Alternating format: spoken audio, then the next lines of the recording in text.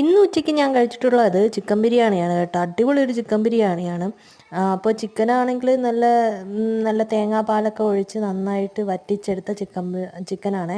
നല്ല സോഫ്റ്റ് ആയിരുന്നു. അതുപോലെ തന്നെ അച്ചാറും ഉണ്ട്, പപ്പടം ഉണ്ട്. പപ്പടം അധികം ഇല്ലായിരുന്നു, കുറച്ച് പൊടിഞ്ഞത് ഇച്ചിരി ബാക്കി ബാലൻസ് ഇന്നലെ സദ്യക്കുള്ളത് അതിൻ്റെ ബാക്കിയാണ് കേട്ടോ. അപ്പോൾ അത് വെച്ച് ഞാനൊന്ന് അഡ്ജസ്റ്റ് ചെയ്തതേ ഉള്ളൂ. അപ്പോൾ ഇതാണ് നമ്മുടെ ഇന്ന് ഉച്ചയ്ക്ക് കഴിക്കാൻ പോകുന്നത്.